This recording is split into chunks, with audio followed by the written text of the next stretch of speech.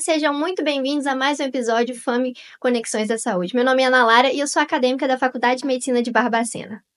Bom dia a todos, eu sou a Ágata, acadêmica também de Medicina, e hoje nós vamos falar sobre um tema muito pertinente e importante, o autismo. E para isso nós trouxemos um convidado super especial, o Dr. Renato Pacheco, neuropediatra. É um prazer termos você aqui no nosso podcast. E para começarmos, nós já gostaríamos de fazer algumas perguntas para o senhor. Como o senhor definiria o transtorno do espectro autista e quais são as principais características comportamentais e neurológicas observadas? Primeiramente, gostaria de agradecer o convite. É sempre um prazer contribuir com informações. Sou formado na Faculdade de Medicina em 2000. É uma grande honra poder estar aqui de volta no FAME Conexões da Saúde. Então, Agatha e Ana, o transtorno espectro autista é um transtorno do neurodesenvolvimento. O que isso significa? Ele é uma condição que está presente desde o desenvolvimento inicial do sistema nervoso da criança. Então, a gente encontra alterações estruturais no cérebro das crianças autistas que são responsáveis pelas manifestações dos sinais e sintomas desde muito cedo e acompanham essas características ao longo da vida. As principais características do transtorno espectro autista são comprometimento na comunicação funcional, e aqui a gente tem um conceito interessante, porque muitas vezes as pessoas têm aquela ideia, aquela percepção de que para ser autista a criança tem que ter um comprometimento na fala. E nós temos crianças autistas até em nível 1 de suporte, que elas falam uma fala bastante clara, mas que têm dificuldade de se comunicar, dificuldade de manter um diálogo, dificuldade em explicar o que aconteceu na escola, por exemplo. Então, essa dificuldade com a comunicação é uma das principais características, associada a uma dificuldade, um desafio na questão da interação social, que também pode ser muitas vezes passado de forma despercebida, e com isso o autismo acaba sendo diagnosticado mais tardiamente, mas aquela criança que não interage, que não fica muito tempo numa interação, às vezes até interage, mas não permanece muito tempo na interação. Outra característica dentro do manual diagnóstico que a gente chama de DSM-5, que é essa versão de 2013, que também é uma característica frequente no autismo, são os comportamentos repetitivos. Então, vocês devem conhecer aquelas crianças que têm as estereotipias, né? Flapping, que é balançar as mãozinhas, ou o rocking, que é balançar para frente e para trás, que são considerados momentos em que a criança está se autorregulando por alguma questão sensorial. E por falar em questões sensoriais, é outra característica do transtorno espectro autista. As crianças geralmente têm hipersensibilidades a som, hipersensibilidades ao toque, e que também é uma característica que traz um comprometimento, além da questão, por exemplo, da seletividade alimentar, que também é muito frequente no transtorno espectro autista. A incidência hoje do transtorno espectro autista, um dado publicado recentemente, agora em abril de 2025, pelo CDC, é de 1 a cada 31 crianças nos Estados Unidos. Então, é uma incidência muito elevada e que a gente realmente tem que estar muito atento a esse diagnóstico, uma vez que é muito frequente. Eu costumo dizer para os amigos pediatras que se eles atendem 20 crianças por dia, então ele tem que estar dando diagnóstico a cada 2 dias, pelo menos, de um novo caso de autismo.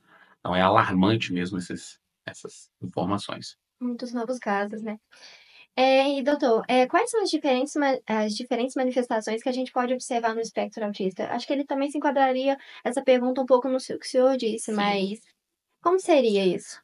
O transtorno espectro autista, esse nome espectro, ele significa justamente isso, para poder passar essa impressão de que a gente tem uma variedade muito grande, a variabilidade muito grande na intensidade de manifestação e na precocidade dos sinais e sintomas. Então, a gente tem um autismo nível 3 de suporte, que são aquelas crianças que realmente... O que é um nível de suporte, né? Aquela pessoa que precisa de muita assistência para ter uma vida com funcionalidade. Então, aquela criança nível 3 de suporte vai ser aquela criança que vai ter grandes comprometimentos. Provavelmente não vai ter a fala desenvolvida, provavelmente vai ter uma deficiência intelectual associada, né? Então, tem aqueles movimentos repetitivos que impedem dessa criança ter uma socialização. Esses são os sinais mais claros, né? Mas, por exemplo, quando a gente tem uma criança nível 1 de suporte, que é aquela criança que precisa de pouco suporte para ter um bom desenvolvimento, você vai ter, às vezes, um comprometimento somente na socialização, na comunicação.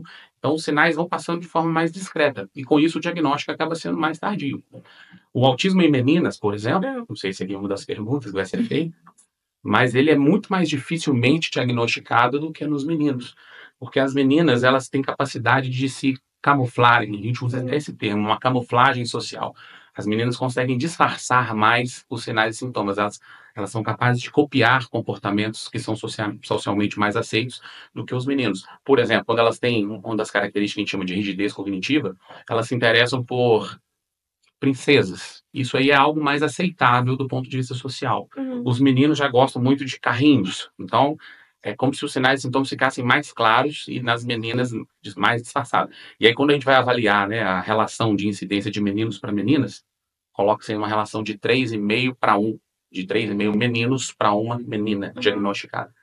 E possivelmente vai mudar essa relação com o passar do tempo, porque os critérios diagnósticos vão ser desenvolvidos para você, quando for avaliar autismo em meninos e autismo em meninas, a gente vai ter critérios diagnósticos que vão ser diferentes. Isso ainda não existe, né? Mas deve ser. Espera-se que isso aconteça em breve, né?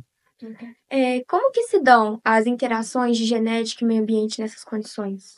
O autismo, ele é de origem genética. Então, existem vários genes que estão relacionados ao autismo, mas é importante que além dessa questão genética, da carga genética, tenha a incidência de fatores ambientais, que é muito importante que eles estejam presentes para que as manifestações ocorram, né? Inclusive, interfere até no grau de manifestações. Então, a gente tem hoje vários fatores genéticos relacionados. A idade avançada materna, as mulheres cada vez têm filho mais tarde.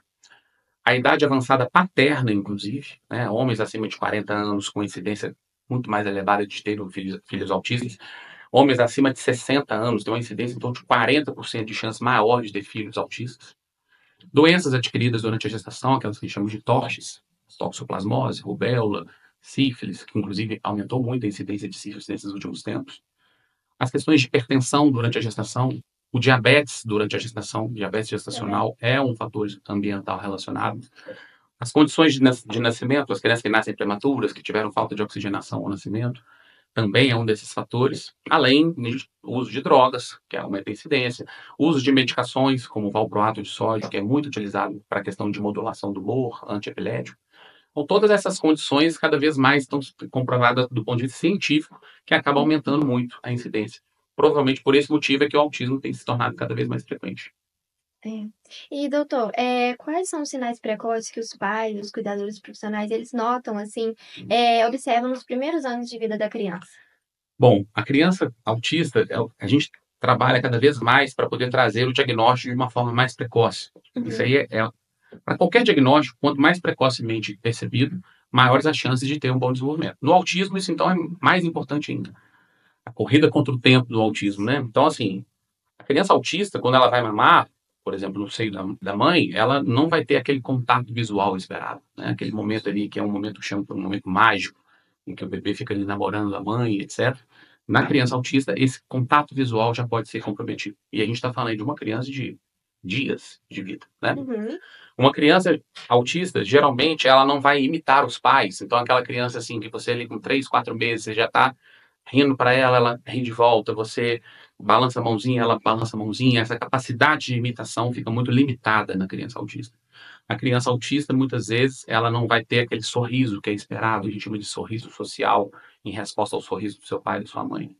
A criança autista, com 6 meses, não é esperado que ela esteja balbuciando, o que é esperado dentro do desenvolvimento normal de uma criança neurotípica.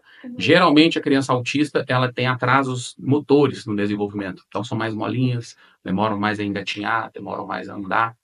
E uma característica que é bastante interessante na criança autista é que elas são muito irritadas. Muito irritadas. Os pais comentam, né, quando a gente atende a criança um pouco mais tarde, ali com seus 2, 3 aninhos, que quando mais novos, choravam o dia inteiro. E tem o oposto disso também, né? Que é aquela criança que muitas vezes os pais falam assim, olha, parecia que não tinha nenhum bebê em casa. Não chorava para nada. Então, são esses extremos. Criança que é muito irritada, é uma das características do autismo, e aquela criança que é muito paradinha. Recentemente, uma fisioterapeuta da minha clínica Mundo Crescer veio até mim com esse questionamento. Renato, todos os pacientes que eu atendo até então choram, né, durante o atendimento da fisioterapia e tal. E eu tenho uma criança de 9 meses que ela é totalmente apática. Eu posso fazer o que eu quiser com ela, que ela não reage, não chora, não tem essa reação que geralmente acontece. Você acha que isso pode ser uma criança, né, com diagnóstico de autismo? Eu falei, muito possivelmente sim. Aí fiz outras perguntas para ela, da questão do contato visual, do balbucio e tudo mais, e falei, né, orientei para que ela realmente acessasse a família e orientasse. Olha, conversei com o neuropediatra, responsável pela clínica, e ele falou, ok, a gente pode estar diante desse diagnóstico. E aí, a partir disso, a gente precisa de um diagnóstico cada vez mais precoce. Por quê? Por causa da plasticidade neuronal, então, que é um processo que acontece no nosso cérebro de forma espontânea, né? São conexões novas que vão sendo geradas a partir do momento em que são aplicados estímulos no cérebro. Então, nos primeiros 3 anos de vida, essa plasticidade neuronal, esse processo acontece de uma forma muito intensa, muito frequente, e qualquer estímulo que é aplicado nessa faixa etária consegue trazer uma resposta muito maior e um desenvolvimento muito melhor dessa criança. Até para as crianças que não são autistas, né? Então, se você puder evitar, por exemplo, as telas até os 3 anos de vida, que a gente fala isso quase todos os dias, né? Na minha rede social, por exemplo, por esse motivo, né? Você vai estar proporcionando a oportunidade do cérebro ter um desenvolvimento pleno, gerando ali, né, mais conexões e tendo aquele desenvolvimento da criança nos aspectos comportamentais, de interação social, de fala, de comunicação. Então, a plasticidade neuronal que acontece de uma forma mais intensa até os 3 anos de vida, depois dessa faixa etária, ela começa a diminuir de intensidade. Não quer dizer que vai acabar, né? Mas gradativamente ela vai se tornando cada vez menos intensa. Por isso que o diagnóstico cada vez mais tem que ser mais precoce e os estímulos iniciados o mais cedo possível. Em relação a isso que o senhor falou, né? Tem mais algum tipo de variações que podemos notar entre essas crianças? Variações de manifestações de Isso. Isso, sintomas? dos sinais, isso. Sim. Basicamente, todos os sinais e sintomas descritos, a gente tem que avaliar do ponto de vista de intensidade e que podem realmente passar despercebidos. Interação social. Então, a interação social que a gente avalia é a interação social com os pares etários e desconhecidos. Isso é uma dica que é importante. Então, aquela criança que interage bem com o irmãozinho mais velho, isso é levado em consideração no diagnóstico? Não. A criança que lá os coleguinhas da creche, ela interage de uma certa forma. Isso também é levado em consideração? Não tanto. A gente, né, quando vai conversar com as famílias, a gente pergunta assim, como é o seu filho quando ele chega numa festa de crianças ali de 2 anos de idade que ele nunca viu na vida? Como que ele se comporta? Aí você vai perceber muitas vezes que aquela questão da interação fica comprometida. Outra característica, enfileirar carrinhos, é uma outra característica frequente. Não sabe brincar com os brinquedos de forma adequada, a gente fala de ausência do brincar funcional. Então, se você, por exemplo, dá um exemplo de uma menina, ela pega uma boneca e às vezes anda com a boneca para lá e para cá, como se fosse um objeto de apego. Mas brincar com a boneca, trocar a roupa da boneca, trocar a fralda da boneca, fazer maquiagem, pentear o cabelo, não, isso não acontece. Claro que à medida que vai crescendo, essas habilidades não podem ser desenvolvidas, mas são outras características. Andar na ponta dos pés é outra característica frequente, tá? Mas a gente tem sempre que avaliar isso, Ana e Agatha, dentro de um contexto, né? Eu não posso pegar só a criança que anda na ponta do pé e falar que a partir daí ela é autista. Não. A gente tem que ter o comprometimento na questão da comunicação, o comprometimento na questão da interação social, os comportamentos repetitivos, os interesses restritos, que é a rigidez cognitiva, e a questão de andar na ponta do pé, fazendo parte desse contexto, né? Porque a gente atende muito no consultório. Ah, minha vizinha falou que meu filho é autista porque ele anda na ponta do pé. Tá, vamos avaliar isso melhor. Como é que é isso? Ele conversa? Conversa. Ele interage com as outras crianças? Interage. E ele tem alguma questão de movimentos repetitivos? Não. Alimenta bem? Super bem. Mas só anda na ponta do pé? Claro que nesse caso a gente não vai considerar autismo. Podem ser outros diagnósticos neurológicos, ele pode ter, né, uma lesão cerebral que comprometeu lá, né, a questão do andar. Sim. Pode ser só uma questão sensorial ali da sola do pé, que às vezes ele não tolera, né, pisar no chão descalço, alguma coisa assim. Também. Mas aí a gente já realmente não consegue relacionar muito ao autismo. Esse dado isolado, por exemplo, né? Seletividade alimentar é outra característica muito frequente no autismo. O que é a seletividade alimentar? É outro conceito que muitas vezes as pessoas confundem. Ah, o meu filho não come verdura, então ele é seletivo. Não, não é isso. A seletividade alimentar é um quadro muito mais impactante, né? É aquela criança que não tolera uma cor de um alimento, por exemplo. Ela só come alimentos amarelos, né? Ela não tolera nada que não seja amarelo. Ela não tolera a textura de grãos. Ela só come alimento pastoso. Ela não tolera novos alimentos, então ela só come feijão com arroz. Se você colocar macarrão, a criança chega a vomitar. Ela não tolera realmente, né? Tem crianças que têm a seletividade a ponto tal, Ana e Agatha, que se você misturar a comida dentro do prato, ela pode ter uma crise sensorial e ficar super agressiva, porque o feijão encostou no arroz. É algo nesse sentido, né? Então, a seletividade alimentar é muito frequente no autismo, mas também não é exclusiva do autismo, né? A gente tem, por exemplo, crianças com diagnóstico de TDAH que podem também ter a questão da seletividade, as questões sensoriais também, sim. Doutor, a gente estava conversou, né, sobre tentar ver se precocemente na criança. Quais são os principais exames ou avaliações que o médico faz para a gente diagnosticar o autismo? Boa pergunta. Então, na verdade, não existe um exame para Aham. diagnosticar o autismo. O diagnóstico do autismo é clínico. Vou trazer esse conceito de diagnóstico clínico. É baseado em observação do comportamento da criança, informações que são trazidas pelos pais, pelos cuidadores. Muitas vezes, quando essa criança está sendo acompanhada por uma equipe multidisciplinar, a gente tem acesso aos relatórios desses profissionais e, realmente, baseado nessa todos esses contextos, colhendo esse máximo de informações clínicas, examinando a criança, observando a criança, a gente consegue chegar ao diagnóstico. Uhum. Existem alguns casos em que o exame pode ser solicitado. Então, por exemplo, a criança que tem autismo e epilepsia. Claro que essa criança vai ser avaliada de uma tomografia, a gente vai pedir um exame de mapeamento cerebral. A criança que tem um atraso motor, por exemplo, ela está com 2 aninhos e não anda. Então, a gente tem que trazer exames para investigar possíveis comorbidades, né? O que são comorbidades? São condições clínicas associadas ao autismo. Mas, habitualmente, o exame que eu peço no dia a dia do meu consultório é o exame de audição, que chama-se BERA com estado estável. É um exame que é feito com o objetivo de exclusão de algum problema auditivo. Então, a gente tem que avaliar se a criança não está tendo desenvolvimento da fala devido a algum problema auditivo, né? Às vezes ela teve um teste da orelha ao nascimento normal, mas depois ela teve infecções de ouvido, alguma coisa assim que pode comprometer a audição. Então, o exame habitualmente solicitado é o exame de BERA estado estável. Mas, assim, não é uma indicação padronizada. Eu falo dentro da minha clínica, é o exame que eu solicito Para habitualmente. complementar ali, né? Exatamente. Em relação a isso, qual que você acha que seria alguns tipos de tratamentos mais efetivos?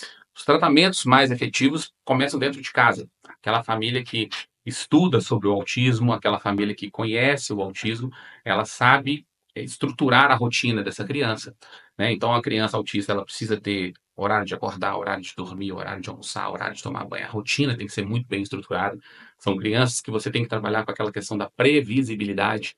Então, a gente orienta muitas famílias a colocar avisos. Olha, hoje a gente de manhã vai fazer isso, depois a gente vai fazer tal terapia, depois a gente vai almoçar, depois a gente tem natação, depois a gente vai para a escola.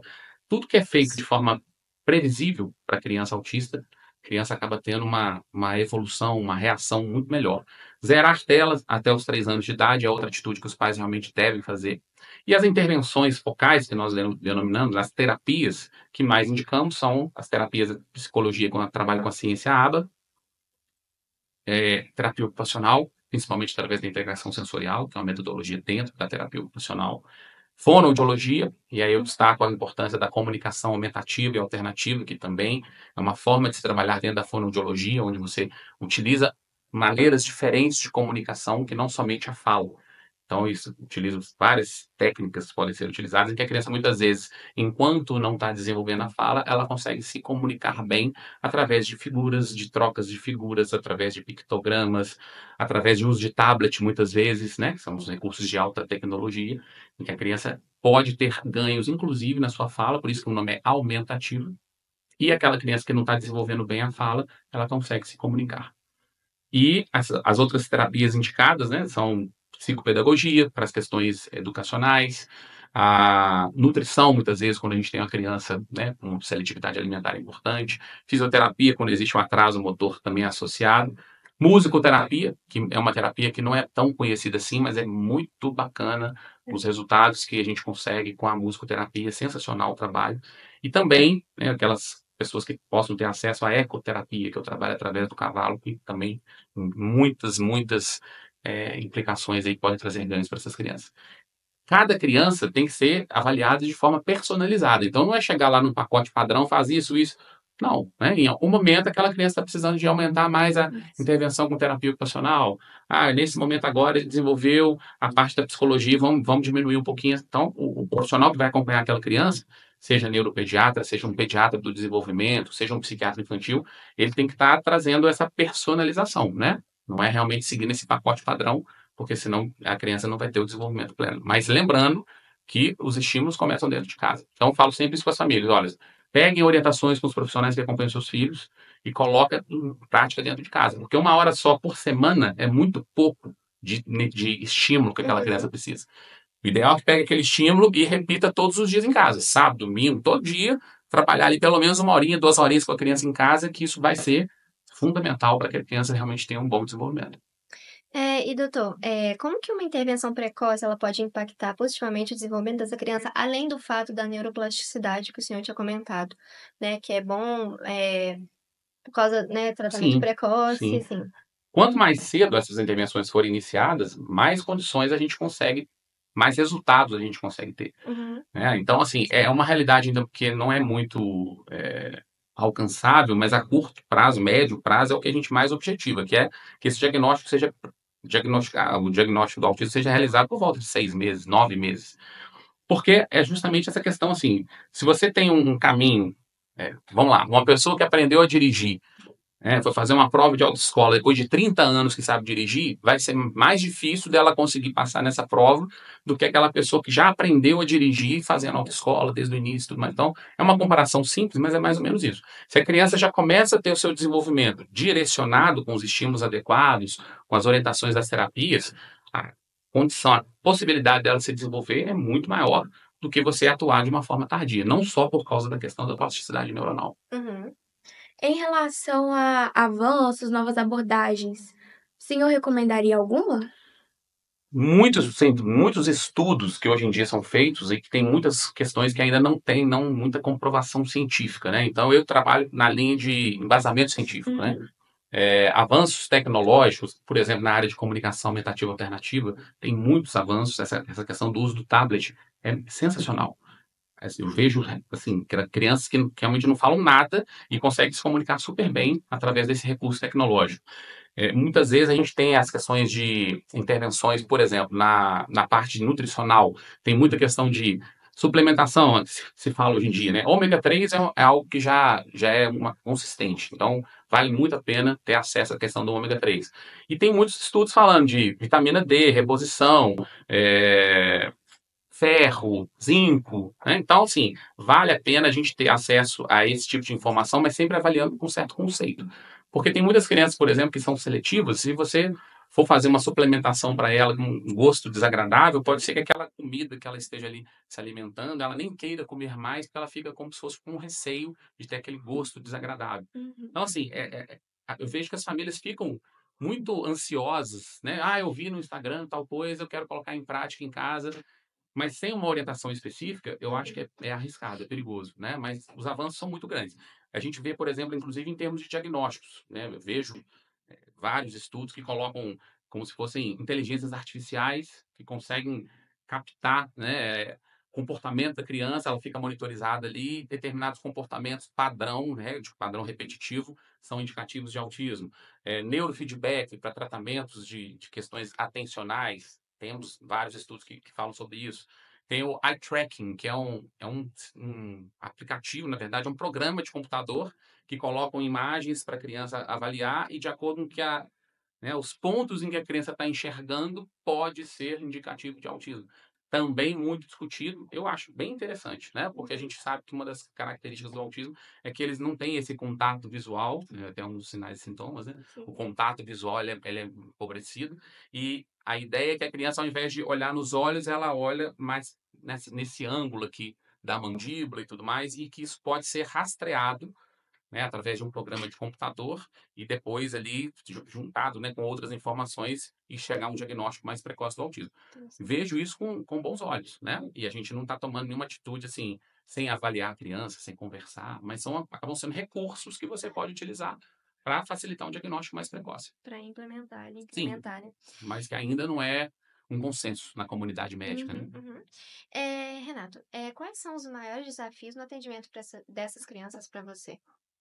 Você enfrenta no seu dia a dia, no seu consultório? Os maiores desafios hoje são, primeiro, a família ter a aceitação do diagnóstico, muitas vezes, né? Então a gente vê muito isso. A mãe que leva o filho no consultório, mas o pai não aceita, né? E aí ela acaba que não tem a mãe não tem aquele suporte e ainda acaba sendo julgada, né? A culpa é da mãe. O menino é daquele jeito porque a culpa é dela, né? Ela não fez nada, mas a culpa é dela, né? E isso, no primeiro momento, é muito ruim, porque a mãe fica sozinha, né? E acaba que esse apoio do marido, da família, né, muitas vezes vem bem mais tardiamente. Outro desafio muito grande é acesso às terapias. Então, se você hoje tem um diagnóstico, nesse momento aqui que a gente está conversando, se você sair daqui agora e falar assim, não, vou conseguir as terapias do meu filho pagando, particular, você vai ter muita dificuldade de ter acesso a essas terapias. Geralmente as filas de espera são grandes, né?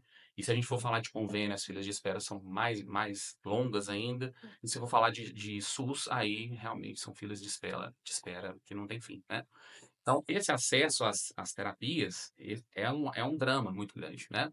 Porque, assim, eu preparo as famílias para lidarem com isso, porque é algo de extrema importância e que é algo que é difícil de ser alcançado. Então, você acaba, né, como mãe, né, a família fica frustrada. Poxa, o Renato me fala que eu preciso agir rápido, que eu preciso ter acesso a essas terapias o mais rápido possível, mas ele mesmo já está me falando que vai ser difícil, né? E a gente às vezes fala, atende crianças de cidades que não tem nem o profissional na cidade, né? Eu hoje tenho um produto online, que é o Tudo sobre Autismo para Pais, que eu tenho alunas, por exemplo, do Amazonas. Olha, doutor Renato, para eu ter acesso a um fisioterapeuta, eu tenho que viajar 450 quilômetros. Minha cidade não tem nada, nem médico não tem. Então, como é que você vai fazer numa situação dessa, né? Aí vem aquela questão. As mães, os pais, né? Têm que se capacitar cada vez mais, estudar cada vez mais, entender cada vez mais sobre o autismo e tentar proporcionar, dentro dos conhecimentos científicos, o melhor para o seu filho dentro de casa. Mas esse é um dos grandes desafios. Até para quem tem cidades, que tem estrutura. É um grande desafio, o acesso às terapias. Em relação a isso, então, como que os pais podem fazer para conseguir dar o melhor suporte para essas crianças? Estudar sobre o autismo, se informar, ter alguma referência bacana, né? Ó, o profissional tal tem um trabalho muito sério. Ali tem muitas dicas. Hoje em dia o acesso à informação é muito mais fácil do que era há muitos anos atrás. Mas sempre tentando buscar informações com embasamento científico, né? Isso é uma coisa que é perigosa. Por exemplo, uma criança autista pode ser o mesmo diagnóstico de autismo nível 1 de suporte. Pode ser que ela goste de um contato mais firme. A gente fala que ela é hipossensível ao tato.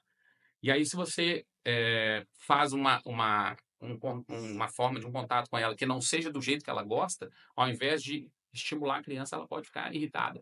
Tem criança, por exemplo, que é interessante. Eu tenho nessa clínica aqui, que é a Mundo Crescer, aqui em Barbacena, a gente foi colocar no teto um ninho sensorial, que é como se fosse um balancinho de pano, confortável ali e tudo mais.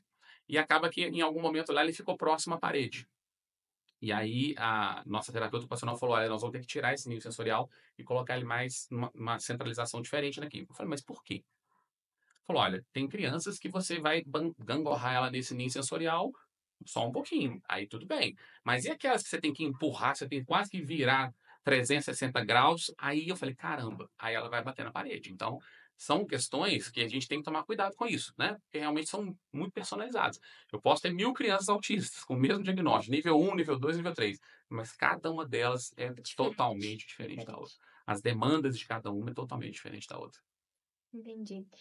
Doutor, que recursos ou rede de apoio, assim, o senhor recomenda para os pais ou cuidadores?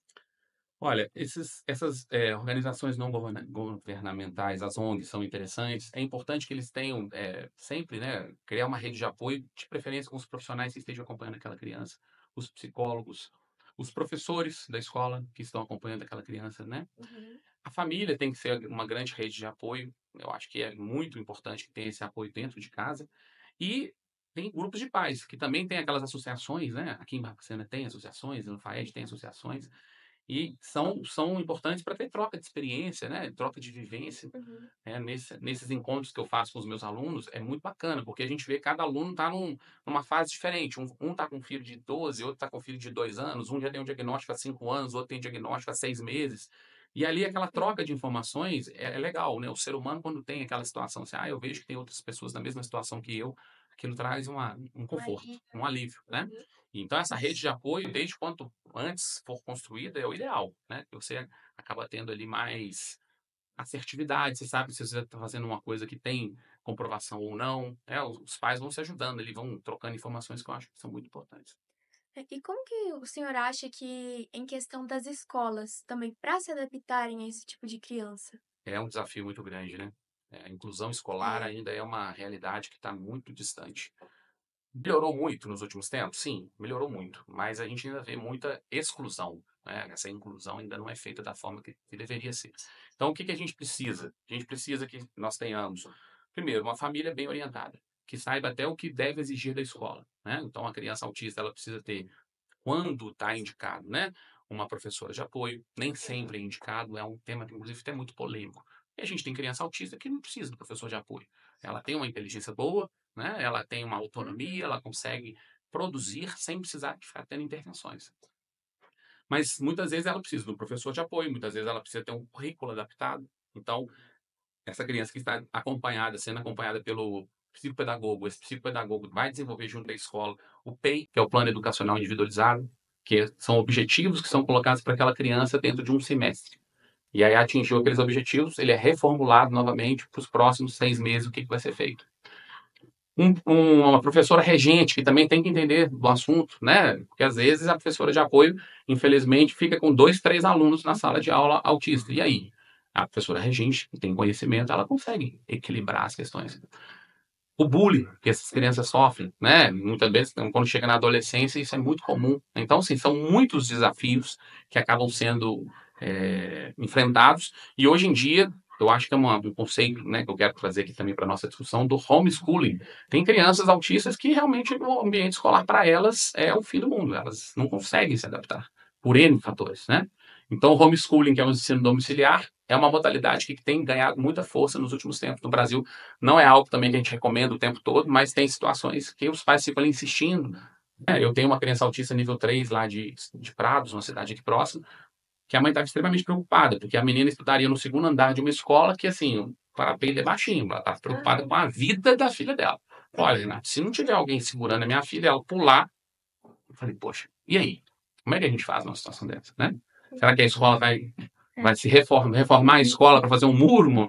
Não vai, né? Então, existem situações realmente mais, né, mais preocupantes em que o homeschooling pode ser uma boa ideia, quando a questão da inclusão realmente não consegue ser realizada, né?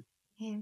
Doutor, quais estratégias simples podem ser implementadas em casa com os pais para estimular as habilidades comunicativas e sociais dessas crianças? E a gente deve falar um pouco sobre isso hoje, né? A questão do quadro de horários, Ah, quadro de rotinas é algo muito importante, né?